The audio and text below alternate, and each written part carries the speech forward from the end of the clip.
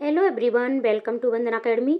तो जैसा कि हम एनसीईआरटी की बुकों को पढ़ रहे हैं और ये पेपर 2 के एसएसटी की तैयारी कर रहे हैं और इसमें हम क्लास 8 की ज्योग्राफी की बुक पढ़ रहे हैं। यानी ज्योग्राफी हमारी कंप्लीट होने के कगार पर है। हमने 6, 7 और 8, ठीक है, तीनों ही क्लासों की ज्योग्राफी पूरी कंप्लीट कर ली है। साथ ही साथ आपको 6 क्लास की हिस्ट्री, पॉलिटी और ज्योग्राफी तीनों ही मिल चुकी हैं और ये जैसे ही ख़त्म होती है आपकी, तो आपको हिस्ट्री की क्लासें मिलना शुरू हो जाएंगी क्लास 7 से। तो चलो शुरुआत करते हैं। और हम बिल्कुल न्यू एनसीईआरटी पढ़ रहे हैं और पीडीएफ के लिए आप टेलीग्राम चैनल को अवश्य ज्वाइन करें। वहाँ आपको सारी पीडीएफ इसकी मिल जाती हैं, क्योंकि पीडीएफ आपके लिए इसलिए ज़रूरी है क्योंकि पीडीएफ से आप स्वयं के नोट्स बनाइएगा या फिर अंडरलाइन करिएगा। तो वहाँ से आपको ये सारी चीज़ें मिल जाएंगी और आप लास्ट के समय रिवीजन भी कर सकते हो पीडीएफ से। तो चलो शुरुआत करते हैं। हम इसमें सिर्फ उन्हीं चीज़ों को पढ़ेंगे जहाँ जहाँ से आपके प्रश्न बनते हैं, ठीक है। तो चलो शुरुआत करते हैं। देखो, उद्योगों की बात हो रही है आपकी। तो क्या आपने कभी ये विचार किया है कि लिखने की अभ्यास पुस्तिका जो आप इस्तेमाल में लाते हैं वह विनिर्माण की लंबी प्रक्रिया के बाद आपके पास पहुंचती है। इसके जीवन की शुरुआत वृक्ष से होती है, उसे काटा जाता है और लुगदी मिल तक ले जाता है, ठीक है। तो ये जो शुरुआत हमारी एनसीईआरटी बुकों की होती है तो वो बच्चों को एक कहानी के रूप में होती है। तो इस तरीके से आप बच्चों को कहानी के रूप में सुना सकते हो कि ये जो किताबें आप इस्तेमाल करते हो, क्या आपको पता है कि ये किस तरीके से तैयारी होती है और कहाँ से हमें मिलती है। तो इसीलिए इसे मैं आपको अवश्य बताती हूँ।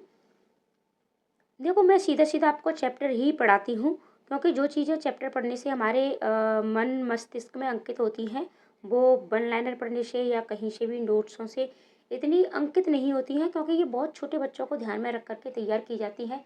जब छोटे छोटे बच्चे इसे समझ सकते हैं तो हम क्यों नहीं समझ सकते। अब देखो, बात करते हैं जहाँ जहाँ से प्रश्न बनते हैं। तो वहाँ वृक्षों की लकड़ी को संसाधित एवं काष्ठ लुगदी में परिवर्तित किया जाता है। काष्ठ लुगदी को रासायनिक द्रव्य के साथ मिलाया जाता है और अंततः मशीनों के द्वारा कागज के रूप में परिवर्तित किया जाता है। काष्ठ लुगदी को रासायनिक द्रव्य के साथ मिला करके और इसे क्या किया जाता है, मशीनों के द्वारा कागज के रूप में परिवर्तित कर दिया जाता है। ये कागज प्रेस में जाता है जहाँ रसायनों से निर्मित स्याही का इस्तेमाल पृष्ठों पर रेखाएं छापने में किया जाता है। इसके उपरांत प्रश्नों को अभ्यास पुस्तिका के रूप में बांधकर व पैक करके बिक्री के लिए बाजार भेज दिया जाता है। अंत में ये आपके हाथों में पहुंचती है। तो इस तरीके से बच्चे क्या है कि जान पाते हैं कि एक बुकों को बनने में कितनी प्रक्रियाएं होती हैं और हमें किस तरीके से मिलती हैं। द्वितीय क्रियाकलाप या विनिर्माण में कच्चे माल को लोगों के लिए अधिक मूल्य के उत्पादों के रूप में परिवर्तित किया जाता है। जैसा कि आपने देखा, लुगदी कागज के रूप में और कागज अभ्यास पुस्तिका के रूप में। ये विनिर्माण प्रक्रिया के 2 चरणों को प्रदर्शित करते हैं। यानी विनिर्माण क्या है कि ये 2 प्रक्रियाओं में प्रदर्शित होता है। अब बात करते हैं हम उद्योगों की। तो उद्योग का संबंध आर्थिक गतिविधि से है, जो कि वस्तुओं के उत्पादन, खनिजों के निष्कर्षण अथवा सेवाओं की व्यवस्था से संबंधित है। इस प्रकार लोहा और इस्पात उद्योग वस्तुओं के उत्पादन से संबंधित है। कोयला खनन उद्योग कोयले को धरती से निकालने से संबंधित है तथा पर्यटन सेवा देने से संबंधित उद्योग है। अब क्रियाकलाप में आप बच्चों से करवा सकते हो या फिर बच्चों से आप प्रश्न पूछ सकते हो कि कपास के खेत से अपने घर तक अपनी कमीज की यात्रा का पता कीजिए। यानी वो जो ये वस्त्र पहनते हैं, कमीज पहने हुए हैं, तो उसकी यात्रा का पता करिएगा। अब बात करते हैं उद्योगों का वर्गीकरण। तो उद्योगों का वर्गीकरण कच्चा माल, आकार और स्वामित्व के आधार पर किया जा सकता है। यानी उद्योगों का वर्गीकरण हम किस तरीके से करेंगे, कच्चे माल के जरिए, आकार और स्वामित्व के जरिए। तो कच्चे माल के उपयोग के आधार पर उद्योग कृषि आधारित, खनिज आधारित, समुद्र आधारित और वन आधारित हो सकते हैं। यानी कच्चे माल में सबसे ज़्यादा हम कृषि का ही उपयोग करते हैं। ज़्यादातर हमें कच्चा माल कृषि से ही मिलता है। कृषि के अलावा हमें खनिज आधारित भी हमारा कच्चा माल होता है, समुद्रों से भी मिलता है और वनों से भी हमें प्राप्त होता है। तो कच्चा माल हमें कहाँ कहाँ से मिलता है, ये आप जान गई होंगी, वो बहुत इंपॉर्टेंट लाइन है आपकी। अब बात करते हैं कृषि आधारित उद्योग। कृषि आधारित उद्योग कच्चे माल के रूप में वनस्पति और जंतु आधारित उत्पादों का उपयोग करते हैं। खाद्य संसाधन, वनस्पति तेल, सूती वस्त्र, डेयरी उत्पाद और चर्म उद्योग कृषि आधारित उद्योगों के उदाहरण हैं। अभी हमने देखा था कि आपको कच्चा माल कहाँ कहाँ से मिलता है, कृषि से मिलता है, खनिजों से मिलता है, वनों से मिलता है। तो यानी हमारे जो कृषि आधारित जो उद्योग हैं, ठीक है, तो वहाँ कौन कौन से हैं वो आपके, तो वनस्पति और जंतु आधारित उत्पादों का उपयोग करते हैं। खाद्य संसाधन है, वनस्पति तेल है, सूती वस्त्र तैयार किए जाते हैं, डेयरी उत्पाद हैं जैसे हमारे दूध, दही, बटर, ठीक है, ये सारी चीज़ें, चर्म उद्योग, ये सभी कच्चे माल यानी कृषि पर आधारित हैं। अब बात करते हैं खनिज आधारित उद्योग की, जो खनिजों पर आधारित हैं। जो खनिज अयस्कों का उपयोग कच्चे माल के रूप में करते हैं। इन उद्योगों के उत्पाद अन्य उद्योगों का पोषण करते हैं। अयस्क से निर्मित लोहा खनिज आधारित उद्योग का उत्पाद है। ये कहीं अन्य उत्पादों के विनिर्माण के लिए कच्चे माल के रूप में प्रयुक्त किया जाता है, जैसे भारी मशीनों, भवन निर्माण सामग्री तथा रेल के डिब्बे बनाने में। यानी खनिजों से वहाँ से पहले तो लोहा ही बनता है और फिर वो लोहा भी अन्य उद्योगों में कच्चे माल के रूप में इस्तेमाल होता है। अब बात करते हैं समुद्र आधारित उद्योगों की। सागरों और महासागरों से प्राप्त उत्पादों का उपयोग कच्चे माल के रूप में करते हैं। समुद्री खाद्य प्रसंस्करण उद्योग और मत्स्य तेल निर्माण के इसके कुछ उदाहरण हैं। अब बात वन आधारित उद्योगों की होगी, तो वनों से प्राप्त उत्पाद का उपयोग कच्चे माल के रूप में करते हैं, जैसे लुगदी एवं कागज, औषध, रसायन, फर्नीचर, भवन निर्माण वनों से संबंधित उद्योग हैं। यानी हमें ये सारी चीज़ें, जैसे हमारी ब्रेंच हैं, कुर्सी है, मेज है, दरवाजे हैं, खिड़की हैं और औषधियाँ हैं, ठीक है, कागज है, लुगदी है, ये सब हमें कहाँ से मिलती है, वनों से मिलती है। अब बात करते हैं आकार। उद्योग के आकार का तात्पर्य निवेश से की गई पूंजी की राशि, नियोजित लोगों की संख्या और उत्पादन की मात्रा से है। आकार के आधार पर उद्योगों को दो भागों में बांटा जा सकता है, लघु आकार के उद्योग और बृहद आकार के उद्योग, जिन्हें लघु उद्योग या बृहद उद्योग के नाम से भी जाना जाता है। कुटीर या घरेलू उद्योग छोटे पैमाने के उद्योग हैं, और यानी जो हमारे लघु उद्योग होते हैं इन्हें कुटीर उद्योग के नाम से भी जाना जाता है, जिसमें दस्तकारों के द्वारा उत्पादों का निर्माण हाथ से होता है। टोकरी बुनाई, मिट्टी के बर्तन, अन्य हस्त निर्मित वस्तुएं कुटीर उद्योगों के उदाहरण हैं। बड़े पैमाने के उद्योग जो बड़ी मात्रा में वस्तुओं का उत्पादन करते हैं, उनकी तुलना में छोटे पैमाने के उद्योग कम पूंजी व प्रौद्योगिकी का उपयोग करते हैं। बड़े पैमाने के उद्योगों में पूंजी का निवेश अधिक, प्रयुक्त प्रौद्योगिकी का उच्च स्तरीय होती है। रेशम बुनाई और खाद्य प्रक्रमण उद्योग लघु पैमाने के उद्योग हैं। ऑटोमोबाइल और भारी मशीनों का उत्पादन बड़े पैमाने के उद्योग हैं। अब बात करते हैं स्वामित्व की। तो स्वामित्व के आधार पर उद्योगों को निजी क्षेत्र, राज्य स्वामित्व अथवा सार्वजनिक क्षेत्र, संयुक्त क्षेत्र और सहकारी क्षेत्र में वर्गीकृत किया जा सकता है। यानी स्वामित्व के भी अलग अलग हैं, जिसमें कुछ निजी क्षेत्रों में होता है, कुछ में राज्य का होता है, कुछ में सार्वजनिक होते हैं, कुछ संयुक्त होते हैं और कुछ सहकारी होते हैं। निजी क्षेत्र के उद्योगों का स्वामित्व संचालन या तो एक व्यक्ति द्वारा या व्यक्तियों के समूह द्वारा किया जाता है। सार्वजनिक क्षेत्र के उद्योगों का स्वामित्व और संचालन सरकार द्वारा होता है, जैसे हिंदुस्तान एरोनॉटिक्स लिमिटेड और steel authority of India limited. आप ठीक है, जो एनसीईआरटी आप पढ़ते हैं, तो अगर आपने सारी एनसीईआरटी नहीं पढ़ी है तो मैंने प्लेलिस्ट बना दी है आपके लिए। प्लेलिस्ट में जाकर आपको 1 बाय 1 सारी वीडियो मिल जाएंगी, वहाँ जाकर के आप सारी वीडियो देख सकते हो। और एनसीईआरटी आपको अवश्य पढ़नी है अगर आप चाहते हैं कि आपके एसएसटी में पूरे 60 में से 60 नंबर आए, तो अवश्य पढ़िएगा एनसीईआरटी। और पीडीएफ के लिए टेलीग्राम से आप पीडीएफ से अपने नोट्स बनाइएगा, या फिर पीडीएफ पर ही आप अंडरलाइन करिएगा और वहाँ से उसको एक बार 2 बार जैसा आपको उचित लगे उस तरीके से आप पढ़ सकते हो। संयुक्त क्षेत्र उद्योगों का स्वामित्व और संचालन राज्यों और व्यक्तियों अथवा व्यक्तियों के समूह द्वारा होता है। मारुति उद्योग लिमिटेड संयुक्त क्षेत्र के उद्योग का एक उदाहरण है। सहकारी क्षेत्र के उद्योगों का स्वामित्व और संचालन कच्चे माल के उत्पादकों यह पूर्तिकारों, कामगारों अथवा दोनों द्वारा होता है। आनंद मिल्क यूनियन लिमिटेड एवं सुधा डेयरी सहकारी उपक्रम के उत्तम उदाहरण हैं। अब बात करते हैं उद्योगों की अवस्थिति को प्रभावित करने वाले कारक। तो इसमें कारक आपके क्या क्या हैं, जैसे ये आपका कच्चा माल है, ठीक है। उद्योगों के अवस्थित संबंधी कारक आपका जल, बाजार, पूंजी, श्रम, संचार, परिवहन, भूमि, विद्युत, ये सब क्या हैं, ये आपके कारक हैं। वे कारक जो उद्योगों की अवस्थिति को प्रभावित करते हैं, कच्चे माल की उपलब्धता, भूमि, जल, श्रम, शक्ति, पूंजी, परिवहन और बाजार, यानी ये सारी चीज़ें एक उद्योग के लिए अवश्य चाहिए। जिनमें से कुछ या ये सभी कारक आसानी से उपलब्ध होते हैं। कभी कभी सरकार कम दाम पर विद्युत उपलब्धता, कम परिवहन लागत तथा अन्य अवसंरचना जैसे प्रोत्साहन प्रदान करती है, ताकि पिछड़े क्षेत्रों में भी उद्योग स्थापित किया जा सके। औद्योगिकरण से प्राय नगरों और शहरों का विकास एवं वृद्धि होती है। अब बात औद्योगिक तंत्र की करेंगे। औद्योगिक तंत्र में निवेश, प्रक्रम और निर्गत शामिल है। निवेश में कच्चे माल, श्रम और भूमि की लागत, जल की उपलब्धता, परिवहन, विद्युत और अन्य अवसंरचना शामिल है, ठीक है। और प्रक्रम में कई तरह के क्रियाकलाप शामिल हैं जो कच्चे माल को परिष्कृत माल में परिवर्तित करते हैं। निर्गत अंतिम उत्पाद और इसमें अर्जित आय है। सूती वस्त्र उद्योग के संदर्भ में कपास, मानव श्रम, कारखाना और परिवहन लागत निवेश हो सकते हैं।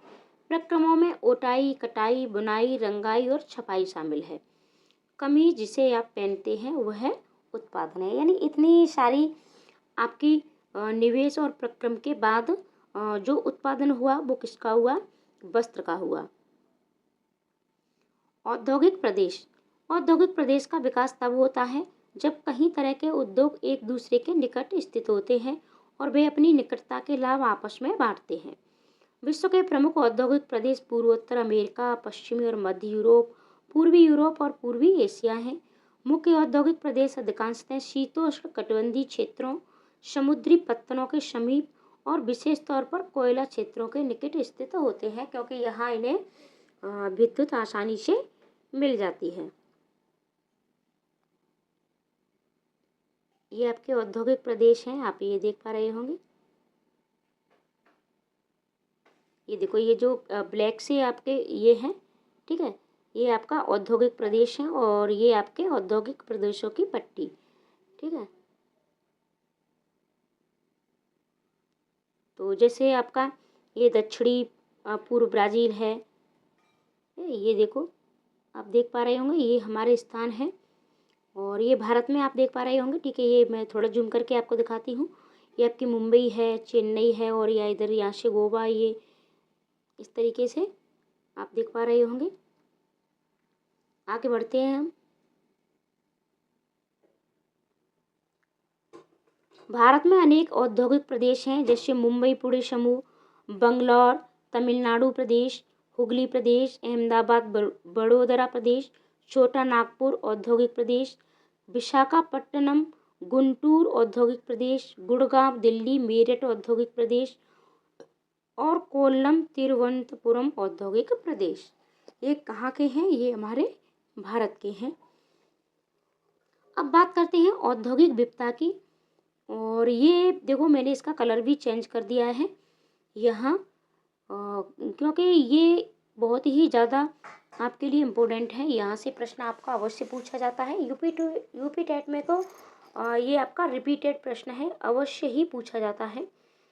और आपके सीटेट में भी कई बार पूछा गया है।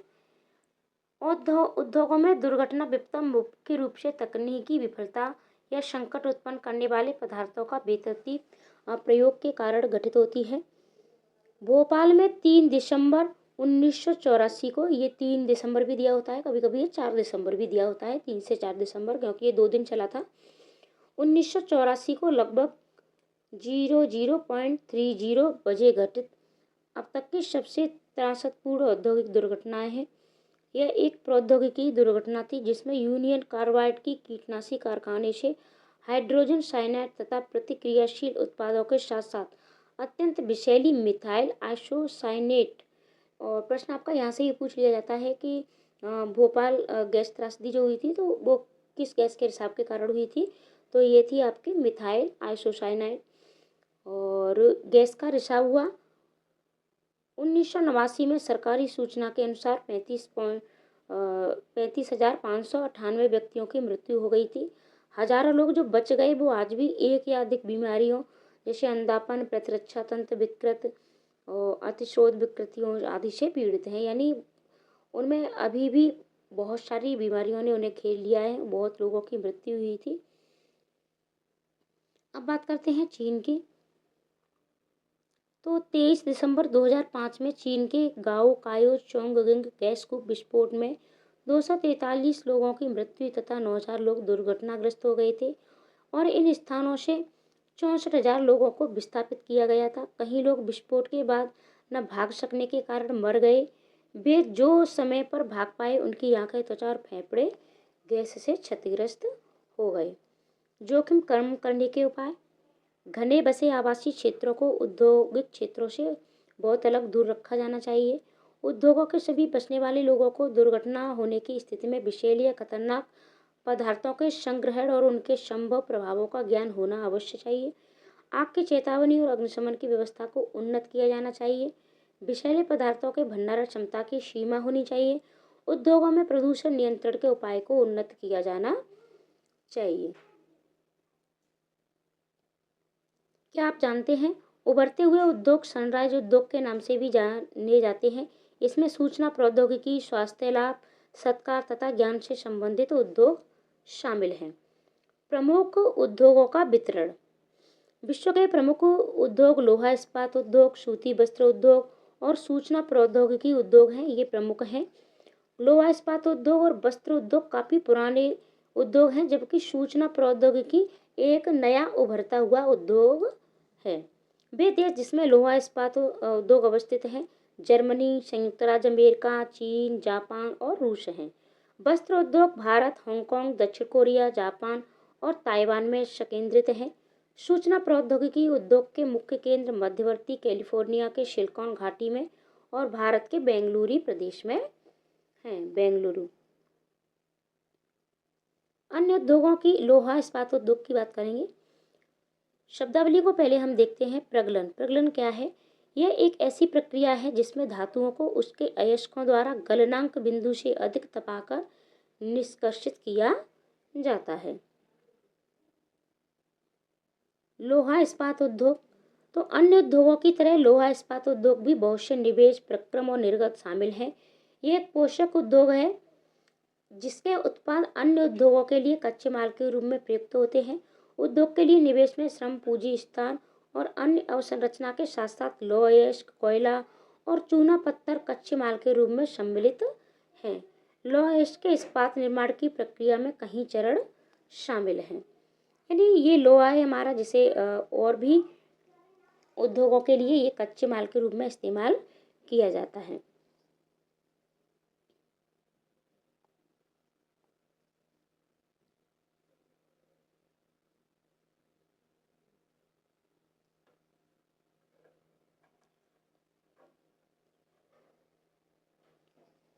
इस्पात प्राय आधुनिक उद्योगों का मेरुदंड कहलाता है। लगभग सारी वस्तुएं जिनका हम उपभोग करते हैं वे या तो लोहा या इस्पात से बने होते हैं। बात हम इस्पात की भी कर लेते हैं, ठीक है।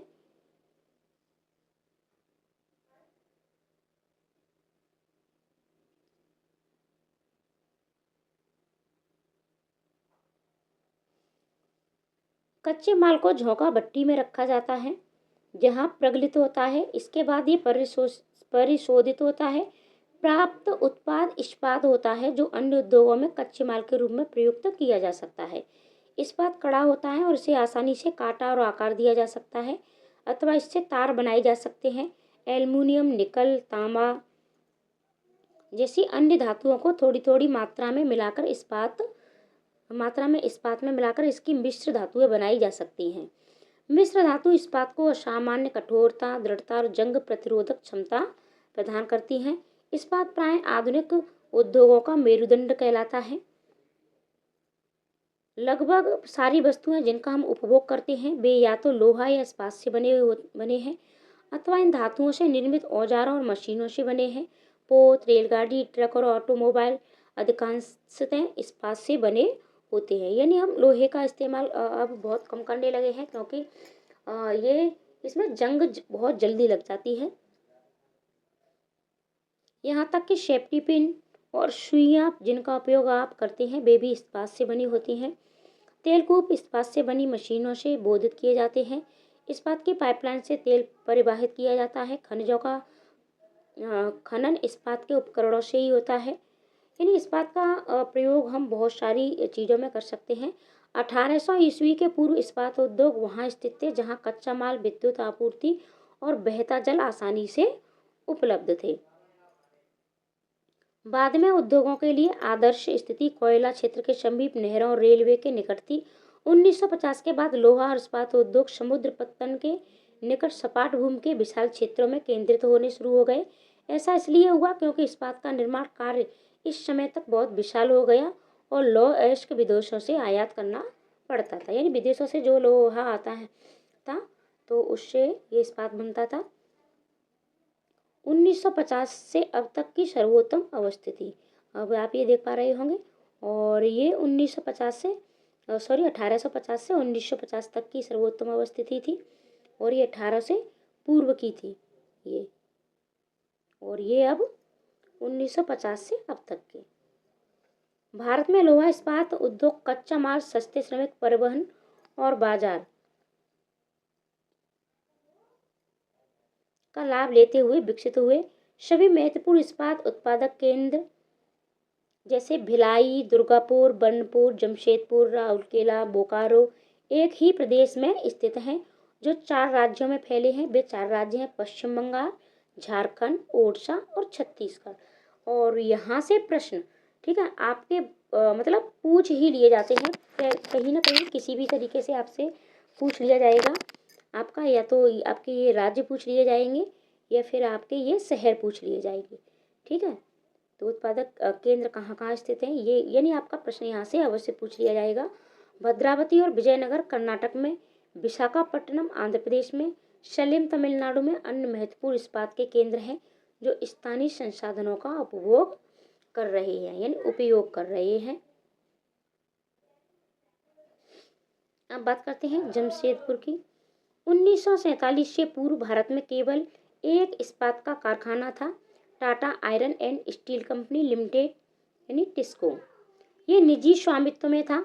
स्वतंत्रता के पश्चात सरकार ने ये कार्य अपने हाथ में लिया और बहुत से लोहा इस्पात संयंत्र स्थापित किए। झारखंड में स्वर्ण रेखा और खरकई नदियों के संगम के समीप साकची में सन 1907 में टिस्को की शुरुआत की गई थी। बाद में साकची का नाम बदलकर जमशेदपुर रखा गया। भौगोलिक रूप से जमशेदपुर देश में लोहा इस्पात केंद्र के रूप में सर्वाधिक सुविधाजनक स्थान पर है। ये आप देख पा रहे होंगे, ये देखो, ये रेलवे लाइन है और ये मुख्य सड़क। तो इस तरीके से आप ये देख पा रहे हैं कि टाटा नगर रेलवे स्टेशन आपका, ये खरकाई नदी, ये स्वर्ण रेखा नदी, टाटा इस्पात का कार्य है, ये गोल्फ कोर्स। देखो, मैप की भी जानकारी आपको अवश्य होनी चाहिए, आप मैप भी अवश्य देखा करें। अब बात करते हैं साकची को कई कारणों से इस्पात संयंत्र स्थापित करने के लिए चुना गया। यह स्थान बंगाल नागपुर रेल मार्ग पर कालीमाटी स्टेशन से मात्र 32 किलोमीटर दूरी पर था। यह स्थान लौह अयस्क, कोयला और मैग्नीज निक्षेपों के साथ साथ कोलकाता के निकट भी था, जहां विशाल बाजार उपलब्ध था। टिस्को को झरिया कोयला क्षेत्रों में से कोयला और ओडिशा तथा छत्तीसगढ़ से लौह अयस्क, चूना पत्थर, डोलोमाइट और मैग्नीज प्राप्त होता है। खरकई और स्वर्ण रेखा नदियों से पर्याप्त जल की आपूर्ति होती है। सरकारी प्रोत्साहनों से इसे पर्याप्त पूंजी उपलब्ध हुई। जमशेदपुर में टिस्को की स्थापना के बाद कई अन्य औद्योगिक संयंत्र स्थापित किए गए। इनमें रसायन इंजनों के पुर्जे, कृषि उपकरण, मशीनें, टिन की चादरें, केबल और तार का उत्पादन किया गया। यानी अब हमारा ये जो लोहा इस्पात का जो कारखाने थे ये आगे बढ़ता गया। अब बात करते हैं पिट्सबर्ग की। तो ये संयुक्त राज्य अमेरिका का एक महत्वपूर्ण इस्पात नगर है। पिट्सबर्ग के इस्पात उद्योग को स्थानीय सुविधाएं उपलब्ध हैं। कच्चा माल जैसे कोयला पिट्सबर्ग में ही उपलब्ध है। जबकि लौ अयस्क मिनेसोटा की लोहे की खानों से प्राप्त होता है, जो पिट्सबर्ग से लगभग 1500 किलोमीटर दूर है। इन खानों को पिट्सबर्ग के बीच नौ परिवहन का सर्वोत्तम मार्ग ग्रेट लेक्स जलमार्ग आता है। ये अयस्क के नौ परिवहन हेतु सस्ता मार्ग है। ग्रेट लेक्स से पिट्सबर्ग क्षेत्र तक लौ अयस्क रेलगाड़ियों से लाया जाता है। ओहियो, मोनोगहेला और एल्गनी नदियों से पर्याप्त जल प्राप्त होता है। पिट्सबर्ग क्षेत्र में इस्पात मिलों के अतिरिक्त कई अन्य कारखाने हैं। ये रेल पटरी उपकरण और भारी मशीनों के उत्पादन में इस्पात का उपयोग कच्चे माल के रूप में करते हैं। क्या आप जानते हैं ग्रेट लेक्स के नाम सुपीरियर, ह्यूरन, ओंटारियो, मिशिगन और ईरी हैं। इन पांचों झीलों में से सुपीरियर झील सबसे बड़ी है, जो अन्य की तुलना में उच्च ऊर्ध्व प्रवाह पर स्थित है। और ये आपके अभ्यास प्रश्न है। निम्नलिखित प्रश्नों के उत्तर दीजिए। उद्योग शब्द का क्या तात्पर्य है? वे कौन कौन से मुख्य तथ्य हैं जो उद्योगों की स्थिति को प्रभावित करते हैं? कौन सा उद्योग प्राय आधुनिक उद्योग का मेरुदंड कहा जाता है? ठीक है, अंतर स्पष्ट कीजिए। तो मिलते हैं अगली वीडियो में। आज के लिए इतना ही। और PDF मैं टेलीग्राम पर डाल दूंगी, वहाँ से आप इसे पढ़ सकते हो। टेलीग्राम अवश्य ज्वाइन कर लें और लिंक मैं डिस्क्रिप्शन में डाल देती हूँ। और अगर आप वहाँ से नहीं करना चाहते हो तो आप टेलीग्राम पर सीधे वंदना अकेडमी सर्च कीजिएगा और वहाँ से आपको हमारा चैनल मिल जाएगा। तो वहाँ से आपको PDF मिल जाएगी। और आप कमेंट करके अवश्य बताएं कि क्या आपकी SST की जो PYQ है उनकी भी प्रैक्टिस आपको कराई जाए या नहीं कराई जाए।